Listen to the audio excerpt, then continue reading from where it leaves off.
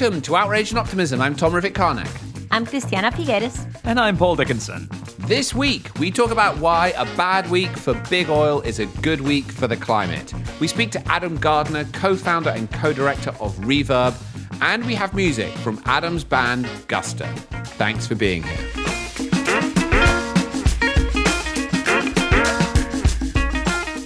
So we talk a lot in this podcast about geopolitics and big changes in the world and how different powers are fighting each other for what the future is going to look like. But this week has just been so inspiring because it's been about the triumph of small actions and how they can snowball into enormous transformations. Real David and Goliath stories, from shareholder activism to what can be achieved through the courts by a dedicated group of individuals who really want to see change. I think we're going to get into this, but this basically the last week has been characterized by major victories over big oil that would have been basically unthinkable even a few years ago, when the stranglehold of big oil on the world in terms of politics and economics just seemed so profound. But now it seems that we're breaking through. Christiana, why don't you kick us off and let us know what's going on? Well, thanks, Tom. I really do think it's a David and Goliath story, or several David and Goliath stories.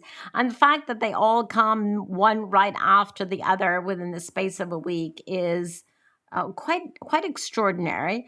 We start off with ExxonMobil, where a shareholder with, frankly, close to negligible number of shares was able to get seats on the board and be able to oust several board members who continue to be climate deniers, or at least obstreperous to any responsibility on climate on the part of Exxon, and put their own climate conscious and climate responsible directors there. So all of this is incredibly exciting. And even more exciting is the fact that we were able to reach Andy Karsner, a longtime friend of ours, just minutes before the shareholder vote counting was confirmed, through which he is now confirmed as the third new director on the ExxonMobil board of directors.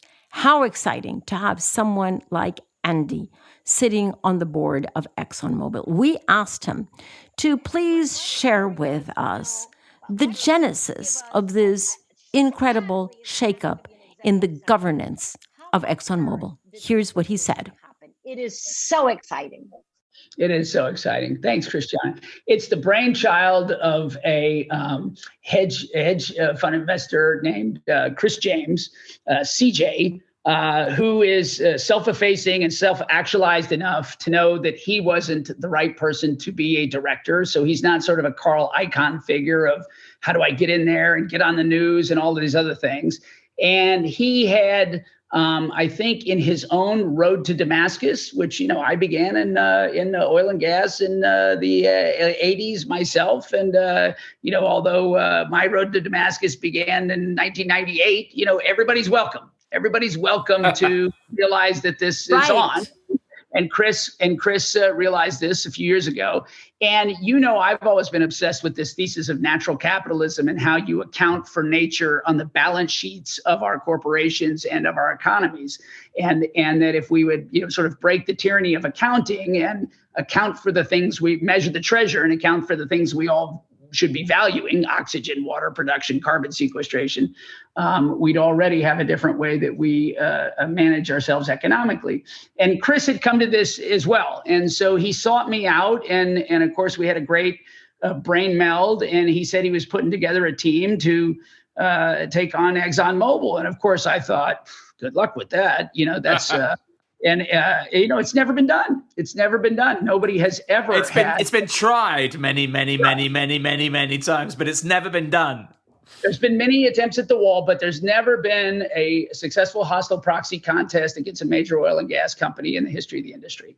And so, but I'm in Texas and I'm with my father caregiving through a very long, challenging year. And I know Christiana had shared with me a lot of her challenging year, and had given me a lot of fortitude and resources and books to read about these things. And I started thinking, what is the most important, audacious kind of thing I could do? Well, it certainly would be to help Chris and help galvanize this team And so from COVID Zoom land, we began a series of calls with investors and mounting and got Karsner, one of the biggest pension funds in the world, to back us very early, for which we're very grateful, gave it immediate legitimacy.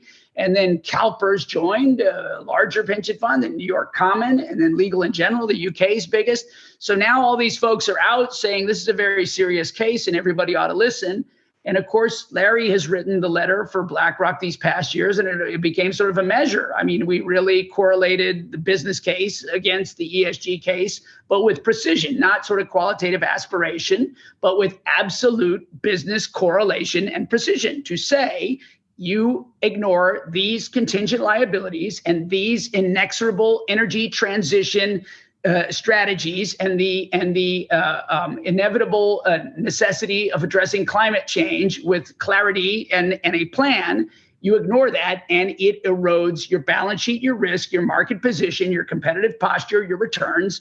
And Exxon has notably gone from first to worst because of its stubbornness to maintain an orthodoxy that led it down very poor capital allocation of drill at any cost. And so we made that case. And then when the independent shareholder groups, ISS and Glass Lewis, very important, sort of endorsed us, it was like a shock across industry because these are very conservative groups. And they made they wrote up a 30-page report saying how compelling the case was. And so then all of a sudden we thought, oh my God, this is actually a 50-50 proposition going into this election. And then, as you know, it was a bad day for Shell. It was a bad day for Chevron. It was a very bad day for Exxon.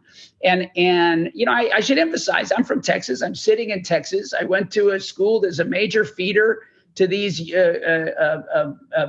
platforms, to these corporations.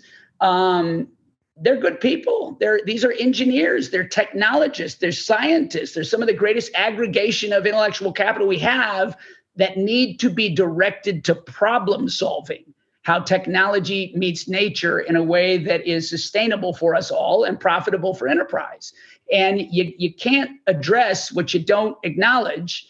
And so I think that's the big breakthrough, is that I think people get to see this model of a small little engine that could, I think I can. And if your case is solid, and if you have the people who are credentialed in good governance and know that they want to strengthen the enterprise and turn it to the future we need to have, then the shareholders backed it, and so we feel really great. And Andy, if I may say so, I don't mean to try and correct you, but I think it's a really good day for Exxon. It was a really good thing for Exxon. Yeah. And That's right. And just to express this respect for this, you know, you talk about getting Karsner in and then CalPERS and then Legal & General, and they're starting to tell each other and all the different shareholders starting to watch each other. And then you mentioned ISS and Glass Lewis, people that probably most of our listeners have never heard of. These unbelievably influential proxy voting guideline people. Listeners, please pay attention to ISS and Glass Lewis and the ability for us to begin to build coalitions of investors. Honestly, you've written a book that I hope 1,000 people will follow. Yeah, I thank you so much. I for me, you know, as associated with Stanford and MIT and different universities now, and that's what I'm thinking, is that we are changing the playbook. That we are helping create a model of change that is not sort of perpetual dissatisfaction and a degree of pessimism. You know, I hear young people saying, I don't want to have babies in the climate and everything. And so what you all do is so important, because we have to believe in ourselves, that we have designed this problem. We can redesign our paradigm with the solutions. But we've got to first believe in what we can do to achieve it. And so this just felt like an outsized achievement, and not on me. It's the village, and it's you all who we walk on the shoulders of giants. And my feeling, you know, the biggest question people had was, you know, is this going to disrupt things unduly and just havoc, and you're going in to throw bombs and everything? And nothing could be further from the truth. I am a believer that market-based solutions and scaling the profitability of doing the right things at a faster rate than doing the corrosive bad things is how we win. that until we have capital formation commensurate with the amount of capital that is doing harm or greater, we can't win. And there's no amount of tithing that it's going to, take us out or make us feel good about a project here and a project there. We have to change whole pillars. And so starting with the natural resource industries and the extractives, Exxon's the 5th biggest emitter in the world by itself. Starting with sort of the basics of the intentionality of fulfilling what the shareholders have asked for, that we have a plan and strategy for net zero by 2050, compliant with Paris. That's significant. The company has not yet been able to bring itself to say those things out loud. And I'm eager to engage with the fellow board members if I'm confirmed, elected, certified, whatever's next. And if not, I'm quite confident the rest of our slate will, because that's exactly what the shareholders have asked for. Wow. Andy, this is just so exciting. I can't help but feel that we have bent such an important curve with this, right? I know for many people, it still feels like we're pushing the ball up the hill. But for me, this is like, wow, we got to the top of the hill. We still have to keep on pushing because it has to roll down faster. But there is now an inertia in the system that is completely unstoppable. What is next for you or for Engine One? Well, I suppose exhalation and a vacation would be great. The number one thing, and it's not just about Exxon, but it's about an industry that I started with. Yep. I grew up in Texas. If you didn't go to NASA, you went to the energy industry. And I was talking with a very good oil and gas CEO last night, a person who called me when shale first popped and said, I'm going to have a water problem. The shale things, how can you help me with the technology? So there are good leaders with peripheral vision that are struggling to say, how do we supply the world, engage in a transition, be more sensitive about the environment, innovate faster. But it takes to have that learning at the speed we need with the world moving fast, the targets we have. You must have humility. We must have the humility of peripheral vision. Speed bends naturally towards tunnel vision. And people begin reinforcing what they do as a matter of their identity. I need to do what I've always done because that's what I've always done and I was right before. It's the humility to stand back and allow yourself to be augmented with diverse views of the best people you can find.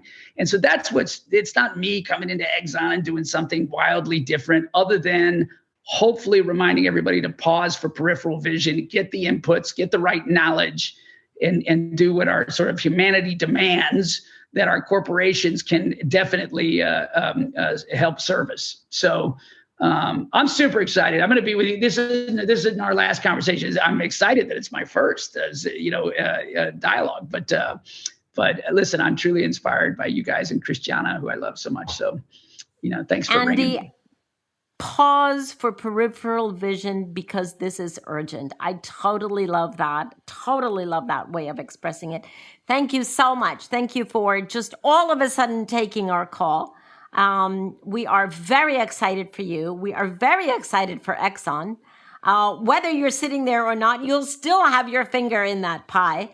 And we're very excited for the revolution coming onto the entire oil and gas industry. So thank you, thank you, thank you. Thank you, guys. I look forward to seeing you guys. You back on soon for a proper I just love it. I just love it. Teamwork. It's all about the team. And I mean, on that one, what's interesting was, there's been small shareholders who've tried to precipitate sort of mini revolutions at board meetings of oil and gas companies for a long time. But this time, that small revolution was supported by some major shareholders, right? That's what made the difference. Paul, you've been a student of this for a long time. What did you think? Well, indeed I have. It's funny, you talk about this David and Goliath battle, but actually it's David and Goliath together fighting another Goliath. Big companies, big corporations have elections. Yeah, how about that? It's not just governments, right? Yeah. So we need to recognize that if you're clever, and obviously Engine Number One were extremely smart, and you put together a very strong case, that a company needs to change the way it's operating, then you can go to the annual general meeting, which is like a parliament for a corporation. You can bring forward your resolution, and if the majority of shareholders back it, which they did, you get to kind of run the company. And I'm also delighted, just to say in passing, that one of the directors elected is Kaiser Hitala, who is from renewable, who used to head renewable products at Nesta, who sponsored Wonderful this podcast. sponsor, yes. So just to say, yeah, exactly. It's good to know. If you want to get on the board of Exxon, basically sponsor Outrage+Optimism. It's a direct link. Well-established career path, absolutely. But Paul, I think you jumped over one important step there. Yes, you can be a very small shareholder if you have the guts and the vision and the determination to change policy, then if there are enough shareholders to support you. But that's A to B. And in between those two, you have to form alliances. You can't go being a completely minority shareholder and expect, without all of the preparation, to get a vote in your favor. I cannot imagine how much work engine number one put in with those shareholders who do make a difference, because Karsner has been a shareholder for a long time. But this is the first time that they actually stepped up. And it takes a lot of backroom work to get an alliance, a coalition of shareholders who will make a difference at the board vote. Yeah. I mean, I know. Just on that one, sorry, Tom, just to say that actually there's just so much history there. And I was looking up this evening, Bob Monks, who was a wonderful kind of grandparent of the corporate governance movement, a genius, first put forward to Exxon that they should split the role of chair and chief executive and have a committee looking at shareholder issues in 1992. And actually there have been shareholder groups, climate activists, religious groups, the Nuns with Guns, as they were called, Sister Pat, all these people over 3 decades. And then finally, my friends, we won. So do we think, because of course this is an end of all of that you just described, Paul, but it's also a beginning, because potentially, I mean, if you were another oil and gas major, all of them have got small activist investors in their portfolio who hold stock in the company. So, I mean, honestly, if I was a major oil and gas company now looking at this, I would kind of think, wow, the time's come. You know, a small investor with a well thought out plan and a clear outcome that they're driving towards can now be successful in changing changing the board of these companies. I mean, this is the beginning of total revolution amongst these companies, isn't it? Okay. Let me offer a last thought. You know, the people, I'm going to invent a little catchphrase, but we should all remember it. And the corporate world should definitely remember it. Climate change activists always win one particular battle. The last one. But, we didn't mention what other amazing wins were won by the climate movement this week. Although the little engine that could was a big one, yeah. Yeah, the little engine that could was amazing. Also, we shouldn't forget that in the Netherlands, the court ruled against Shell, not just in the Netherlands, but Shell with all its international operations, forcing them to cut their carbon emissions by 45% from 2019 levels by 2030. That is basically the day after tomorrow for a company that makes very long-term decisions. Now, of course, they're going to fight that, et cetera, but very interesting that the court now, for the first time, any court is actually having a resolution against an oil and gas company. And then what happened at Chevron, Tom, Paul? What happened at Chevron?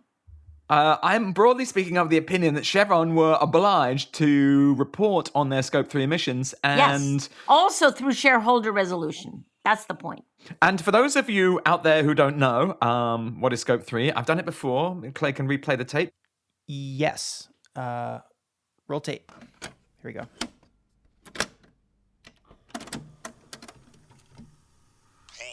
Would you like to explain what scopes 1, 2, and 3 means? I would love to. Clay, could we have some tiny little explanatory music?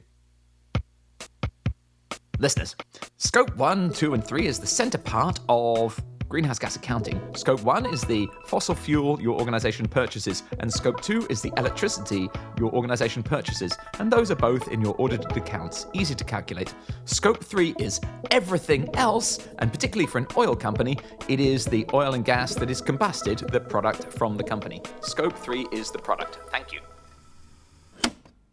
Thank you, Clay, for taking this in such good humor. So for Chevron, that is all the oil and gas they sell all around the world, and having to calculate those greenhouse gas emissions is a major step forward in the accountability of that company to our world. And that, I mean, that's amazing. And to just go back to the Shell thing previously, if we've entered a period of history in which governments are passing laws that require oil and gas companies to actually reduce emissions in line with the science, that is going to herald a complete transformation. Now, we should get into this, but I actually understand that our executive producer, Sharon, had a conversation with the person who brought the case. So maybe we should invite the listeners to listen to this fantastic mini interview that Sharon Johnson, our executive producer, had with Nina De Parter, who is the lead campaigner in Friends of the Earth Netherlands on the Shell case. So how long have you been working on this? What was the sort of timeline from inception to actually get this remarkable result you've just achieved? So about 5 years ago, our director, Donald Pols, he got the idea to sue Shell, because Shell is the biggest CO2 emitter, the biggest polluter in the Netherlands. Of course, we already had the court case against the Dutch government by Urgenda. And from that, we got the idea that we could also take big corporations that are accountable for the climate crisis to court. So this is about 5 years ago, 6 years ago. And then, of course, the research started about the company, about climate change, about the specific responsibility of a company. And then back in 2018, we announced the case. So before that, it was all very secret. We were not allowed to talk about it at all. And then we were finally able to talk about it. So we warned Shell, and then it took us another year to prepare all the legal documents and really officially start the court case in 2019. In 2020, December 2020, we got our hearings, 4 days of hearings, and now, the win, the outcome. Unbelievable. Well, a lot of hard work and a lot of people and a lot of deep thought before the moment of celebration that's kind of reverberated around the world. So what does the win really mean? Like, how does the campaign and the legal strategy connect, and what does it really mean for the Netherlands and also for a company like Shell, which has operations all over the world, huge operations in Nigeria and elsewhere, well beyond the shores of, what is a relatively small country. Yeah. So this court case, we asked Shell to stop causing dangerous climate change. Or actually, we asked the judge to force Shell to stop causing dangerous climate change. And we said Shell is a globally operating company. And that means that they have to at least follow the global average CO2 reduction that needs to be done to be able to still achieve 1.5 degree global warming. And the judge agreed with us. So it basically means that Shell has to reduce its CO2 emissions in 2030 by 45%. And not just from its operations, but also from its consumers. So it's, in technical terms, scope 1, 2, and 3. All the emissions that Shell is responsible for have to be reduced by 45% globally.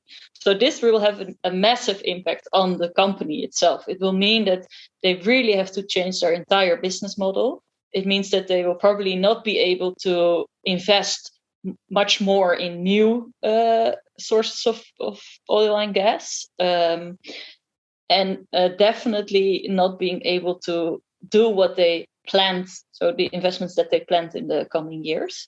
And where they will exactly change, that's up to Shell, as long as they've reached this average 45% globally. But not just for Shell, this will be a huge impact. It also means, of course, that other companies will look at this and see that now companies can be held responsible for the damage that they cause to the climate, and it's not just countries anymore. So this has an impact on Shell itself, but we definitely see that this is a precedent that is going all over the world. And maybe a third impact that I already see happening is that it causes so much optimism within the climate movement. We get messages from all over the world, and people are so happy about this because we don't see a lot of wins within the climate movement, within our fight against climate change. And when we see one, and especially one like this, it gives us so much energy to continue and hope that we can still reach these goals that we all set together in Paris. Thank you. That's brilliant. Thank you for using optimism, because we always think that we all exist somewhere on a spectrum between outrage and optimism, and we need both. Yeah. Yeah, you cannot always be angry because you need some optimism sometimes. Yeah. We need both. It's the combination that makes us effective. So thank you for being a brilliant example of that. And so how will you fight back when Shell contests the ruling, as they've said that they will? We expect that Shell will appeal.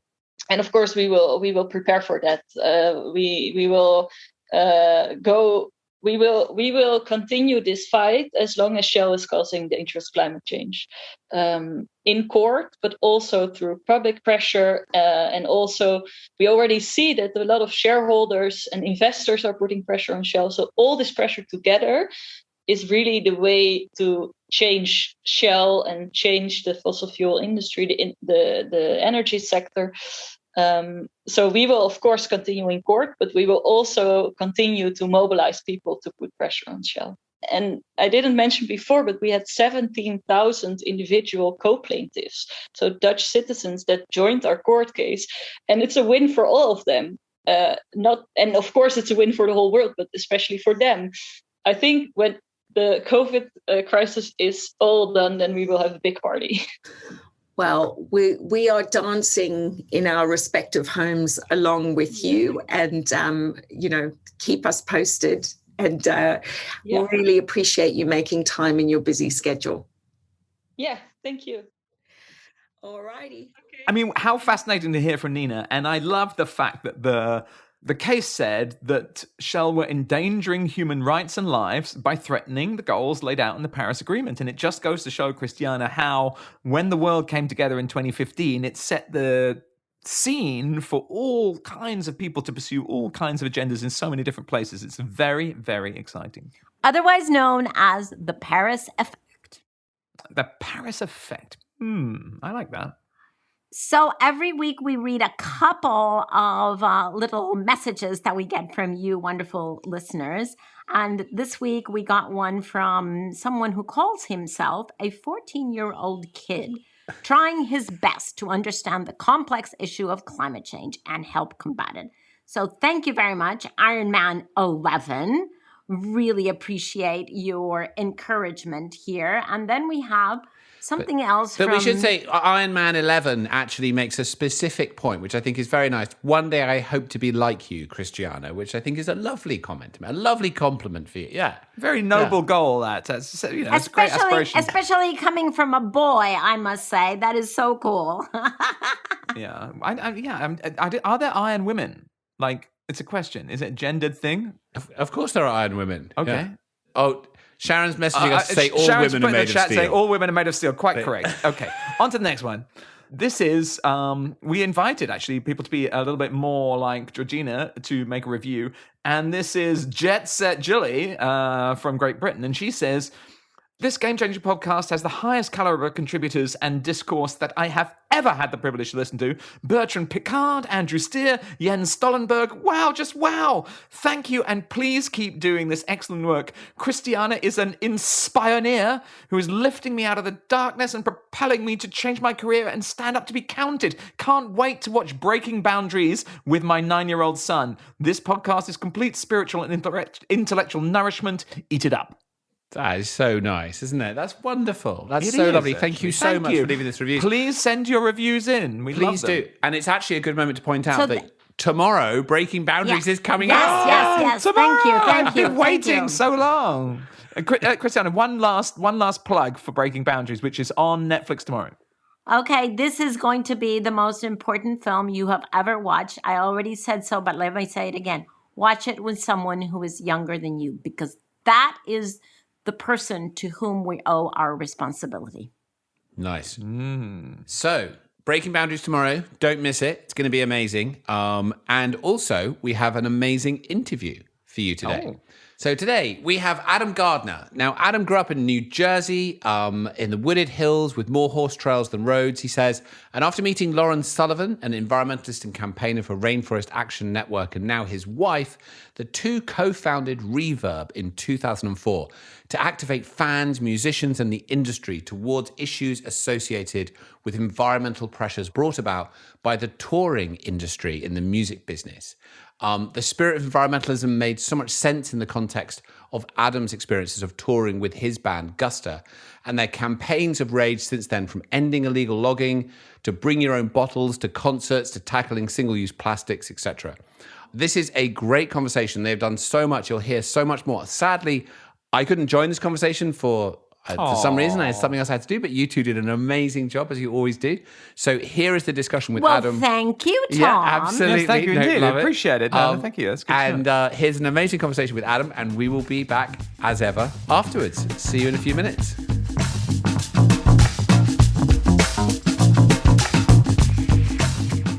Adam, thank you so much for joining us today on Outrage and Optimism.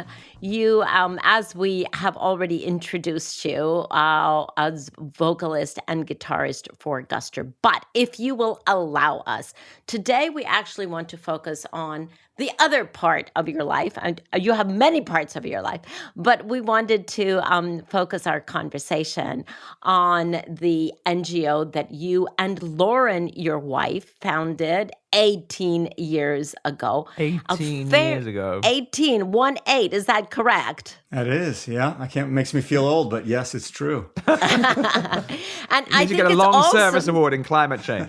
Yeah, definitely. And I think it's also true that it was actually Lauren who brought greenness to your soul and to your daily activities. Is that correct? Yeah, we were just, we were teenagers when we met. We met in college. So I was 19 and she was 18. She came in always the environmentalist, and I came in always the musician. Been touring in my band for nearly 30 years, which also makes me feel old. And she's been working in the environmental space ever since I've known her. She worked for Rainforest Action Network in California. She advocated for green space in New York City when we lived there. And I think through her experiences, through our two worlds, really, we came up with Reverb. From my end, I was a musician and living and loving an environmentalist, so it became one myself just because I wanted to make sure she still loved me. And so I started doing... That's a good policy to buy. Yeah, very good policy. Insurance me and policy. the planet. Are you in? Yeah, it's a good strategy. So far, it's worked very well. Good strategy. So, but in all sincerity, through living and learning from her, living with her and learning from her, and living as environmentalists and with an environmentalist, and then going out on tour and seeing the exact opposite of everything I was doing at home happening out there, where everything is disposable. Anybody who's been to a concert, all they have to do at the end of the night is look down at their feet to know that there's a real impact here negatively with all the plastic on the ground alone. Never mind 20,000 people driving to and from the show, and all the energy that goes into it.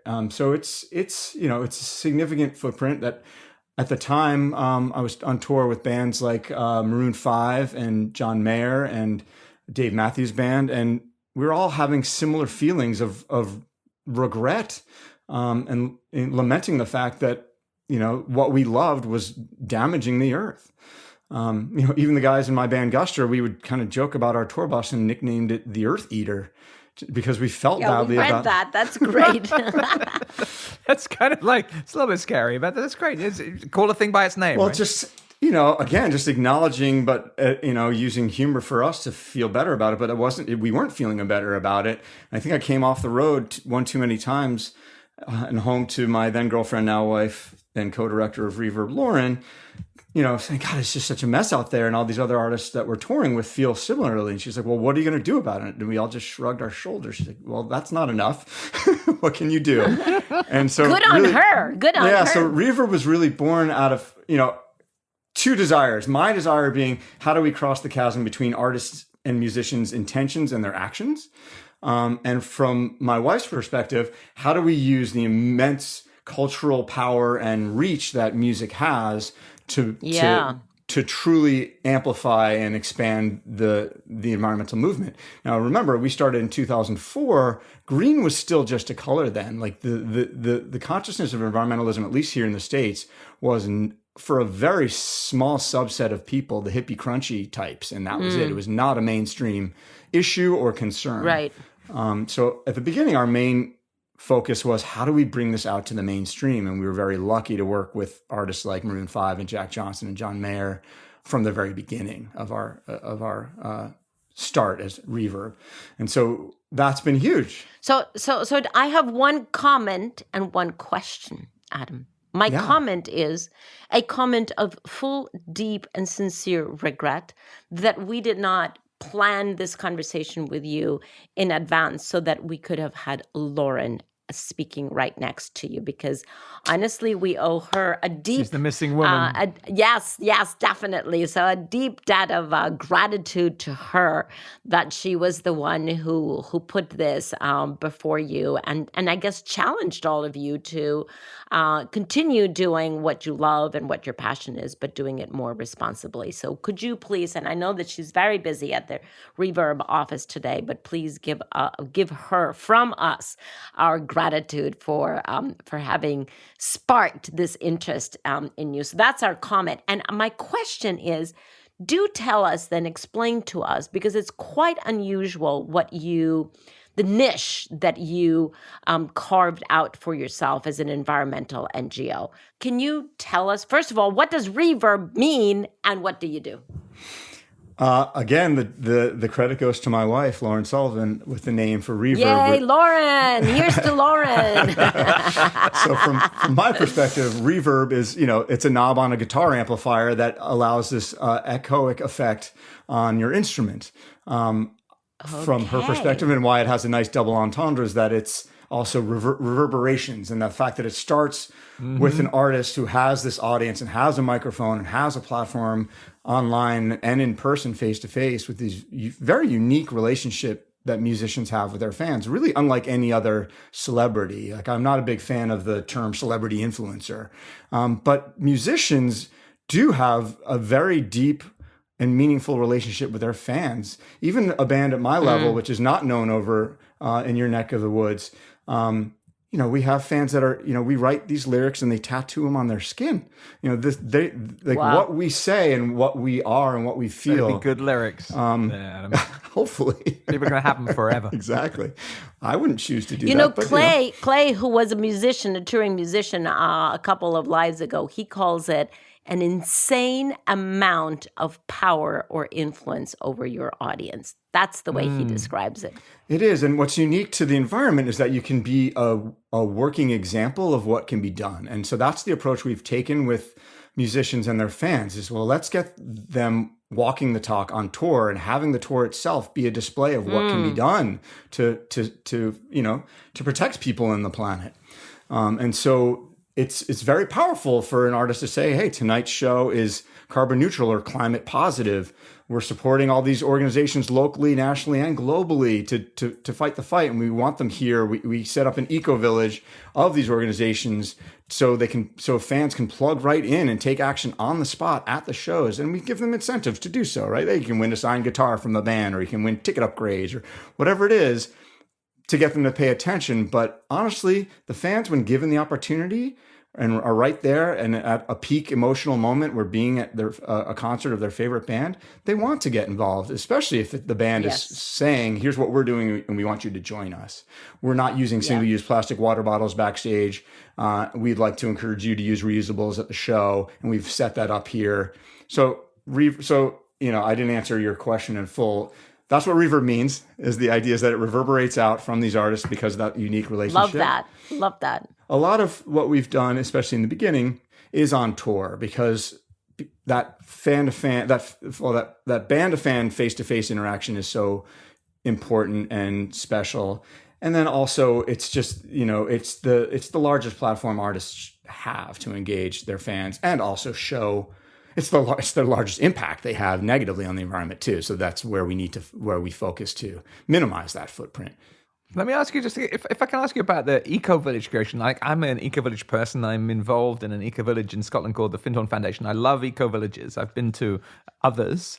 And my question for you really is my experience of eco-villages is they're wonderful places, but they really come alive when there's music, when there's art, when people's hearts are being touched and we're being kind of connected by the magic of music. You are the music whilst the music lasts, and me becomes we at that exact moment. So looking at it the other way around, how do you turn a concert into an eco-village? What does that involve?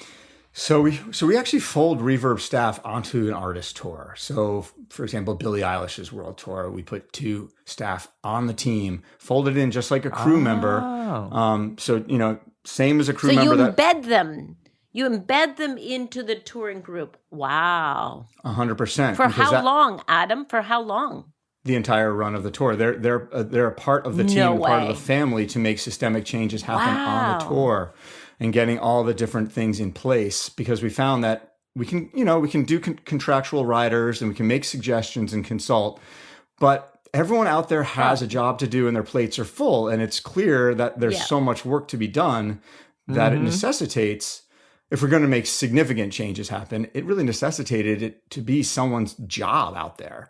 And that's what we do. So we have a number of folks that are no stranger to being on tour, which is a skill in and of itself, because you have to live on a tour bus. Indeed. With everybody. It's a survival skill. It's fine. Look, let's say I pitch for that job. So say if I'm trying to get a job at Reverb, I'm going to be on Billie Eilish's world tour for however long. And what am I doing on that bus? What's my job? You are up first thing before everyone else to get to the venue and make sure that catering for breakfast is as we've advanced it, and making sure that all the waste collection and waste management is in place.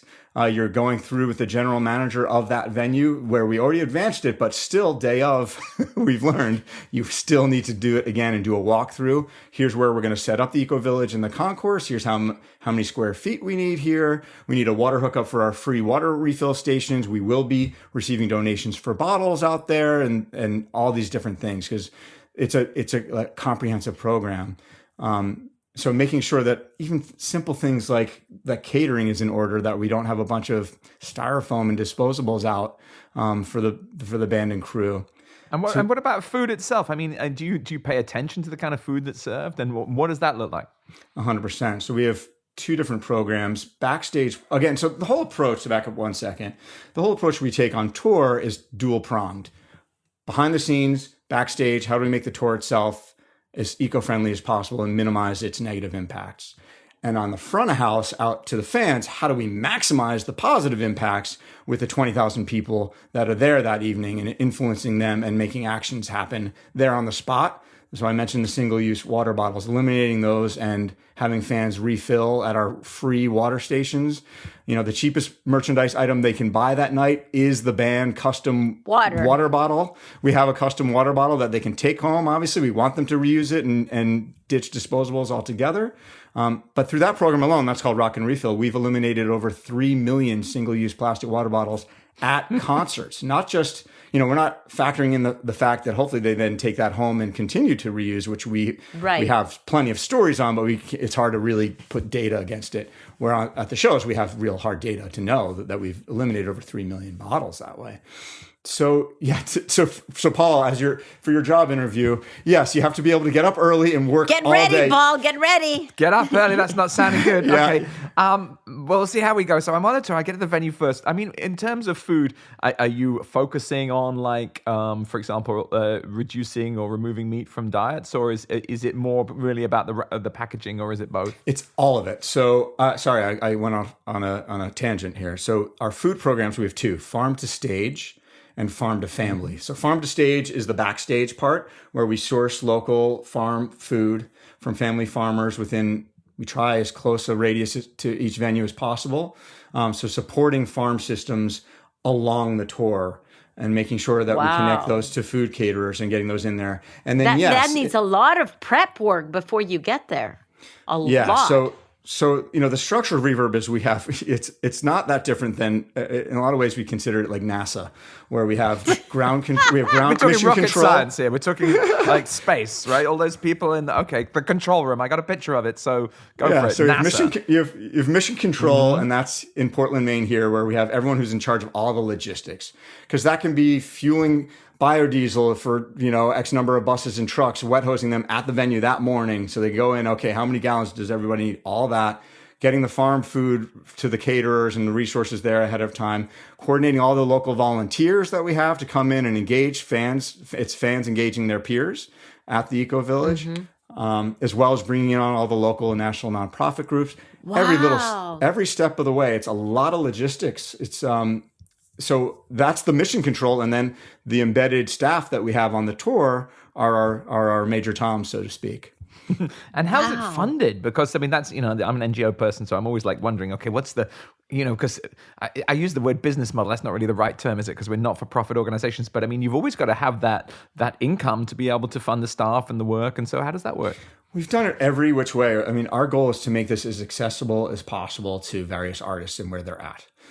So some artists, they consider it part of their production. They just it's a cost of doing it right. And we give them a budget and we talk about a program, and they do it that way. They see us as part of the production team. Others have sponsors that they want to bring in or want us to help bring in. And obviously they need to be in line with our ethos and mission, but we've been able to do that. And that's been helpful too. Nalgene is a big partner of ours with our Rock and Refill program. They make reusable water bottles. And that's been super successful. Again, we've raised over $2 million for environmental causes and, when needed, our own work on those tours. So it really, and some people attach it to the tickets. So some artists will just do a dollar or euro or pound a ticket. No, that makes sense. I can see that you're going for multiple sources. And sorry, I'm like firing all these questions at you, but the big one that we've come up with, we've talked to all kinds of people. Jane Fonda, we were talking to Massive Attack, who made a record with Christiana speaking about climate change. The kind of dream, I guess, for the climate change movement is that we can build upon the success of the artists, really, or be in some kind of relationship with them to raise the profile. And yet I've also heard it said that there can be issues of polarization, that that you can divide the band up, and people, there can be issues around how your followers are. I just wondered if you could give some insight to our listeners about how what kind of works and what's the right relationship between artists and this movement to grow and build and just get the message out there.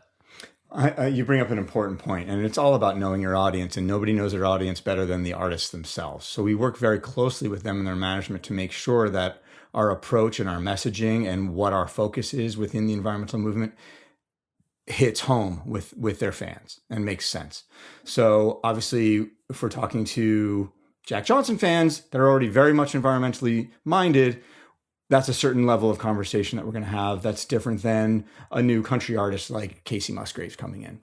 And even, honestly, we've even changed messaging depending on where we are geographically, especially in our, in the States. I mean, a 40-day tour takes you through very different parts of this continent. Yes. So that's also really important. And again, a lot of that also gets cooked into us. We always like to involve not just, we do work with large NGOs like World Wildlife Fund and Sierra Club and NRDC, and we actually are a partner of the United Nations Environmental Program as well. But we also find it very important to bring in local community organizations too. Also, it means a lot to them to have 20,000 people all of a sudden aware of who they are in their own communities. And it also ties in those community concerns and issues that will be relevant to those audiences. So it all kind of is cooked in and works well. Adam, and in your diversity of approach that I very much understand and appreciate, I'm curious how you approach an artist or a band that you haven't worked with before.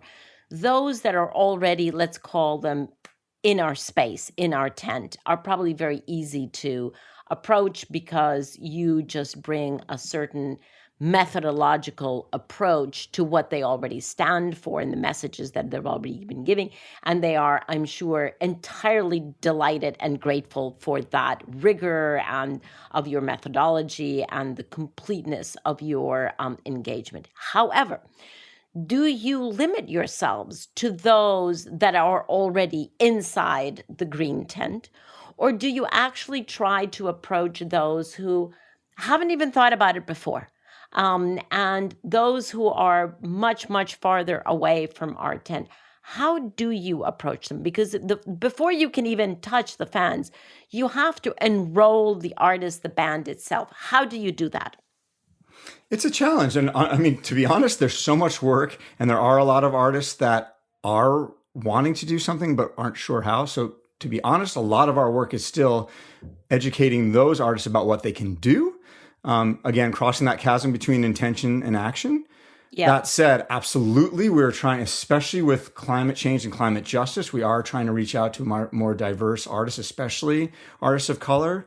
And those are the conversations we're having right now. We've been lucky that we have worked with artists like Drake and J. Cole and Wiz Khalifa. But the challenge is how do we make sure, and these are exactly the conversations we're having now, how do we make it clear to the artists and their fans, especially if we're talking about BIPOC communities and artists, that climate justice and these communities of color bear the brunt of the worst that the climate crisis brings.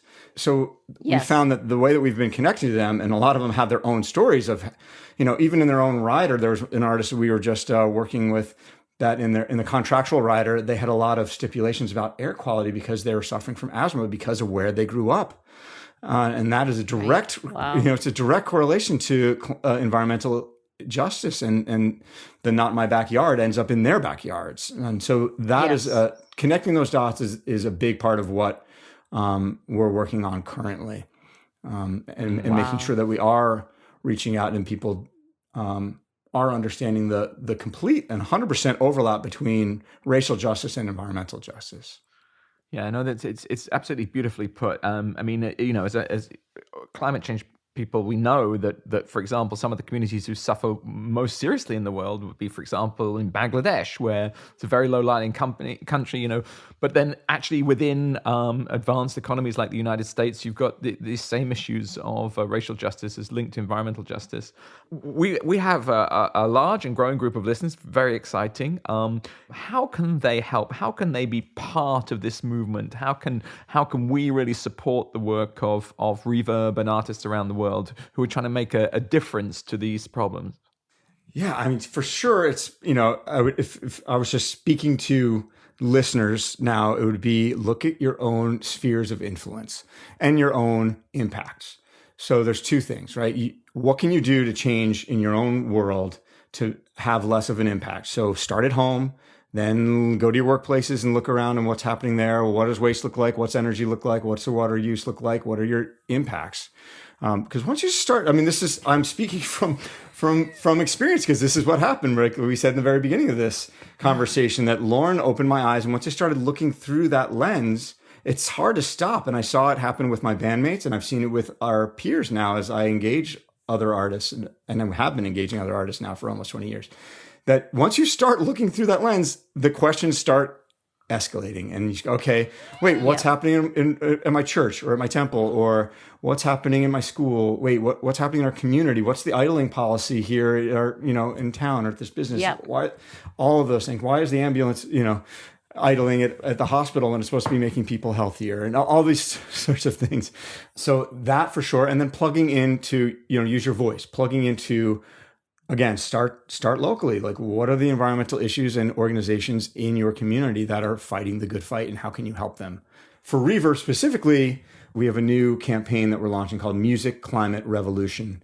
And part of this... Music Climate Revolution. I know. I'm famous for singing, but not when there are professionals on the podcast. But it definitely deserves a song. Can I say now on record what I said before we started recording when Adam said that? Music Climate Revolution. I said, okay, I totally love all those 3 words individually and what they stand for, but putting them together is like the maximum. I am so excited. So what is it, Adam?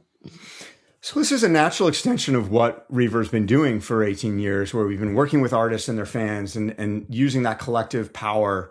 But then we also want to be very focused on climate. And because I think the biggest hurdle that we're up against culturally is that people feel helpless and hopeless. And I know this, Yes. you know, and Yes. And here's the name of your podcast, right? The optimism part. And I think that's really important. And what we found is that we need, especially in the music community, people need to understand that, that's billions of people that care about music, that love music and make music and are involved in an industry that, unlike any other industry, music has the potential to do far more good and positive impact for the climate than its own footprint. So because of its cultural power, because of its reach to literally billions of music fans that are passionate about these artists, we have the potential to really take a good bite out of the climate crisis and really start reversing its negative effects and impacts. So, you know, we're starting where we started as, let's try to reduce our negative impacts and let's try to be carbon neutral. We're now shifting to let's be climate positive. Let's do more than just being neutral. This is too urgent of an emergency for us to be neutral on. We need to actually fight against this. You know, right before the pandemic shut us down on tour, we were able to squeak out the world's first climate positive tour with the Lumineers. And we were able to calculate their footprint, neutralize 150% of that footprint, while also doing all the things we've been talking about, supporting local and national nonprofit groups along their tour route, supporting local farm food and farm systems, reducing plastic waste, all the things we can to shrink the footprint itself, while also, they're from Colorado, while also, you know, with vetted and high quality carbon fighting projects, support the building and funding and creation, the additionality piece of these projects that directly eliminate greenhouse gases, and measurably so. So that's a big part of what this campaign are. There are 3 basic tenets of the campaign. It's funding and building the infrastructure necessary that directly eliminates and reduces greenhouse gases, that also support diverse communities. So we're looking at both some larger projects, but also smaller community-based projects that can support BIPOC communities and BIPOC-led organizations. We want to, of course, reduce our carbon footprints in the first place, understand what they are, and do what we can to minimize them, and systemically change the way the music industry functions. So this isn't just musicians and their fans. We're talking about labels. We're talking about agencies. We're talking about management companies. We're talking about studios, festivals. So it's all of music. We're even talking to Broadway right now. And then again, harnessing music's collective voice, the power that we have collectively to make change, to demand the change of businesses and governments around the world. We've done some of this already, and we've had success when we bring artists together. But up until now, Rever's been very successful working individually with their artists and their fan bases, but now it's time to bring everyone together. Again, going back to hope. Here. Yep. Holding the mirror up and saying, look what we've accomplished as the music community. We've done this with fans, so we can say, hey, Dave Matthews Band fans, we've eliminated X number of, you know, I could actually look up some of these stats if you want. So let's see, over the band's career. Oh, how cool. You have them right there. Well, and there's NASA, remember, Mission Control. He's got the data at his finger. Right. Well, I've got 17 screens in front of me right now. But you know, so we've looked at this, and that's a big, important part of all of our work, and has been for a while. But again, collectively now, just hold that mirror up at the end of a tour, or at the end of a campaign, and say, look where we're at. Look what we've accomplished together. We have to do this together. So, for example, on Dave Matthews Band tours, the band and the fans have eliminated over 121 million pounds of carbon dioxide from the air. They've raised over $2 million for environmental causes, taken almost 1 million individual actions for the environment, eliminated 500,000 single-use plastic water bottles at shows, supported over 1,000 nonprofits and 1,000 local family farms, and 140,000 pounds of food waste were composted. So these are just showing like there is an impact. We can do this. Yes. You don't have to lose hope. I think it's so easy as an individual person to go, what am I going to do about something as huge as climate change and global warming? Like global warming, it sounds so unattainable. But the fact is together we can, and we have been, and there is real impact, and we have to. We have no choice. It's imperative. You It's are so so beautifully much put. part of our family, Adam. You have no idea how much you're part of our family. So we have a growing family that we call ourselves stubborn optimists, because we have exactly the attitude that you have just described, right? That yes, this is complex and challenging, but we can do it. And there are going to be barriers and challenges around along the way, but we're not going to stop just because it's complex and difficult. We're just going to go at it no matter what. So here is a formal invitation for Adam and Lauren and Reverb and all of your colleague bands and artists that you touch to join the growing family of stubborn optimists, because you have just described it actually much better than we can. And this is Christiana's day job. So look, Adam, honestly, the kind of energy and the enthusiasm that you have and the can-do attitude is absolutely infectious. We can, we must, we will. That's very deeply held and heartfelt. So we have to, unfortunately, finish, but we always finish all of our interviews asking our guests one absolutely critical question. And here it is. This podcast is called Outrage and Optimism because we believe both are absolutely necessary to have an effective response to the challenges that we face. But on that continuum between outrage at one end and optimism at the other, where would you position yourself? Wow, that's a very tricky question, and I understand. You're our first guest to actually think about it, so congratulations on that. It could be the future. I'm trying to figure out how to even quantify the scale. So, I would say I'm definitely more towards optimism. I would say I am the outrage drives the action, but my emotion is optimistic. How's that? So that I didn't give you nicely put. I didn't give you a number scale on that, but I would say it's that. They operate in two different parts of my being. Yeah. The outrage drives the action, but the emotion is optimistic. It's kind of that somewhere between the head and the heart and the kind of brain and the body. It's a very interesting distinction. So yeah, I'm going to hold that particular formula, maybe understand myself a little bit better through it. And certainly thank you for a very fascinating picture. Yeah, thank you so much for having me. And you're talking about the head and the heart, and I come back to why music. Why am I doing this in music? Besides the obvious, which I am a musician, but I think the reason why I'm so passionate and so excited is I see that potential again for music to have such heads and tails above and beyond its own footprint, positive impact to actually fight the climate change. A transformational effect. Yep. Well, and music moves people. When you talk about the heart, music's designed to open your heart. And if you're at your favorite band's concert and they have all of this, the first thing you see when you walk in there is the band and Reverb's Eco Village, and they've already been messaged ahead of time on social media to plug in and do this and all the great things that the band's doing to make positive impact happen on their tour.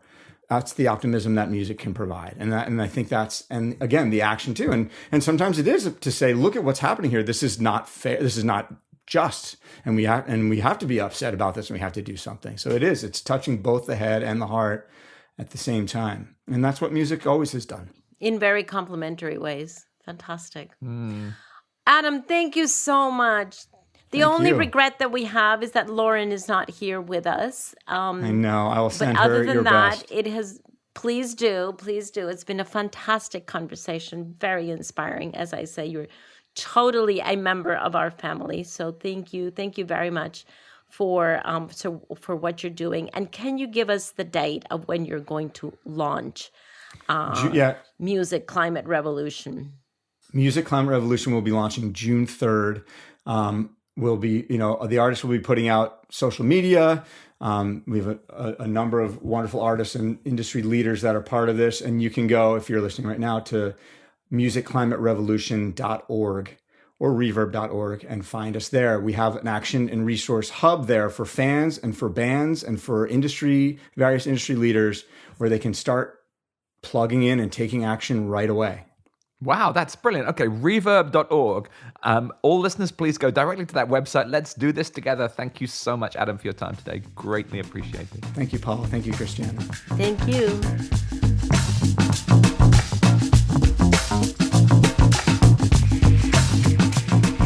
So I was so sad to miss that conversation. What a great person, what an amazing story, and what a great discussion. What did you two leave that discussion with? So, I am hosting a little concert here at home next Saturday. And it's a little one because the Ministry of Health has restricted attendance at these events to 30 people. I don't think it's a little one now that you've announced it on Outrage and Optimism. Do you want to give us your address so that everyone knows where it is? Well, you have to make a reservation, and only the first 30 people will get in order to be within the law. But I hope to have it much more popular later. But here's my point. Ever since the conversation with Adam, it has really changed the way in which I'm thinking about what I hope to be the first of many concerts here on the beach in my garden, ocean view, because we're so looking at, obviously, no plastic bottles. Everybody's bringing their own metal water bottle with them. People are getting together and carpooling if they're coming from far away. Otherwise, they're just walking here. So it's really, this is a tiny, weensy little concert. But what I love about the conversation with Adam is that it sparked this awareness that even at music concerts, we have to be aware of our emissions. Yeah. No, I cannot compliment Adam enough for being really just a holistic thinker. Well, the two of them. And art touches us, music touches us, these fans come together. The famous phrase, you are the music whilst the music lasts. We're all kind of like these islands, right? But, the music is the bedrock in a sense that kind of connects us. Music brings us together, to quote Madonna. But when everyone's together, then Adam creates an eco-village. I'm in an eco-village now. What a fantastic place that is. An eco-village is a space where people can kind of explore community and sustainability together, and it's fun. Or some of the amazing causes that they support, like farm to stage, like local food coming into the concert, so people are eating from, food from farms nearby. Like you said, rock and refill, bring your own reusable bottle, and so much more. And I think it's really just a way to sort of proliferate a new way of thinking, a new way of being, a new way of living. And I so support artists in kind of using their platforms, as we've said many, many times on this show, to kind of connect the dots and help change people together. Yeah.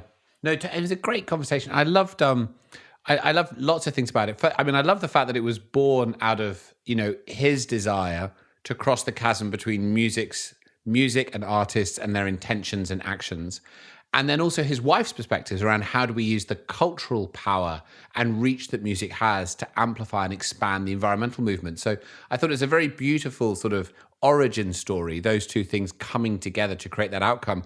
And I also thought, I loved that he talked about the fact that bringing an individual awareness to your own and then your own community's climate footprint is actually a tool to empower us not to feel helpless in the face of climate change. That's something, Christiana, you and I have written about in our book a great deal. Actually, there's an enormous amount of anxiety out there at the moment. People are feeling deeply worried about climate change. But all the evidence is that when you start taking responsibility for it in whatever format makes sense for you, then you begin to feel like you're part of a great generational endeavor rather than subject to something that's beyond your control. So I thought that was very insightful, and how great the work he's doing. It's just so inspiring. I was really taken by the fact that this was born out of the perceived distance between him and his wife, Lauren.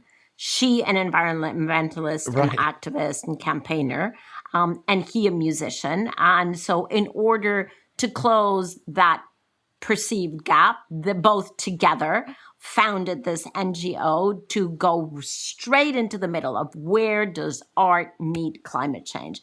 I thought that was so beautiful that out of something that was deeply personal to them, their relationship as a couple, now they have grown that, right? It's almost like putting so much organic fertilizer on a tiny little tree that is just coming out. And then you see this huge tree that comes out. Now you have this movement in the music industry that has come out of their personal commitment to each other. And the other thing that I thought was quite fascinating is the process that they use to educate the other bands or the other music groups. They actually take one of their people who has been very well educated and trained in how to get to zero emission concerts, and they embed them in the other music group or in the other band. Tom, I don't know if you remember that when we were at the Secretariat, we always asked the COP presidency to embed someone from their team into the Secretariat to work with us. Right. Why? Because we wanted to have that full knowledge so that we could work best with it. And that embedding of one person from one team into another team is such a transformational way of working with each other, as opposed to just saying, okay, let's have, weekly calls of two teams that are physically separate from each other. But the embedding of one into the other is just so effective. And I was delighted to hear that that's the way that they are going about it. Totally. Let me just leave listeners with one little thought. We talked about music changing things, and for lovers of slightly obscure music, there's a brilliant composer called Moondog, who actually, some people believe, is the father of much of minimalist music. But he wrote a beautiful song. You can find it on Spotify or anywhere. And I'm not going to sing it. I'm tempted, but I'm not going to. Oh, no, you're not going to sing it? Come I'm going on, to you cry. can't do I might this. give you just a verse. I might just give you a verse. And honestly, That look it up. didn't take a lot of encouragement, did it, really? I mean, to be honest. Yeah, no. How quickly we went to that. That's right, yeah. No, you don't need to tell me my I'm beautiful. Absolutely not. That's right. Okay, so the song, look it up, everybody. It's called Enough About Human Rights, and it's by Moondog. Enough About Human Rights. And the song goes, enough about human rights. And then you can guess the rest. What about whale rights? What about snail rights? What about seal rights? What about eel rights? And it goes on, and it's mesmerizing, and it's beautiful, and you will cry if you have a heart. Moondog, Enough About Human Rights. And we can make music about the cause that we work with, and it will change us, and that's a good thing. Yeah. So, Paul, I have it. I've just looked it up on my screen. Thank you very much. Should I listen to what came up on my screen, or should I wait for your recording of this? There is actually, Clay has just said he's going to put a link to the song in the show notes, which tragically means that I'm not going to be able to sing it, but it is a beautiful piece You'll of have to very, wait for the very album. moving. Yeah. It is, to be honest, the most kind of biodiversity aware piece of music ever written, and it will make you cry if you have a heart. But speaking of music, as ever, we're going to leave you, the listener, with some wonderful music. And this week, even better, we're actually playing a piece of music from Guster, which is the band of our guest this week. And Adam has allowed us to play what is basically their biggest number. So this song is called Satellite. Aww. Wow. It's their most popular cool. song. How nice. Thank you so much, Adam. It's great to have you on this week. Thank you, Adam. And I'm sure you're going to enjoy this. So here you go. Thanks for joining us this week. Bye. Bye. Bye.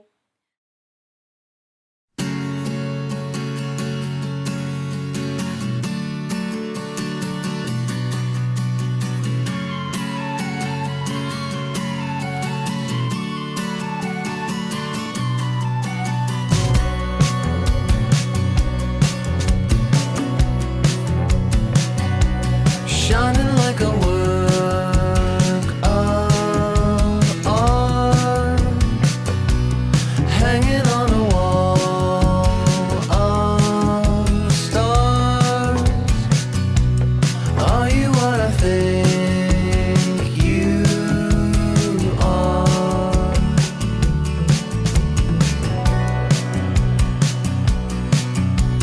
You're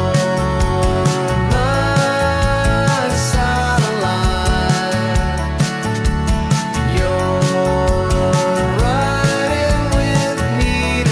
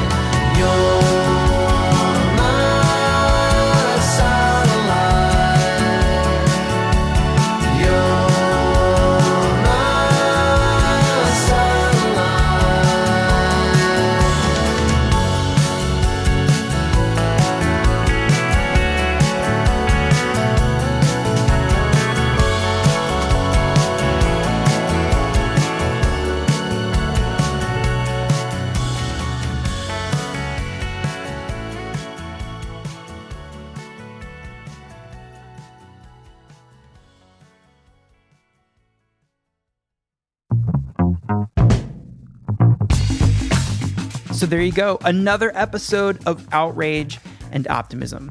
I'm Clay, producer of this podcast.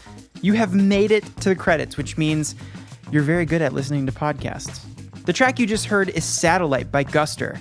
Gardner is an amazing band and has a large body of work ready for you to experience. If I can recommend your next track, my favorite song by them is One Man Wrecking Machine.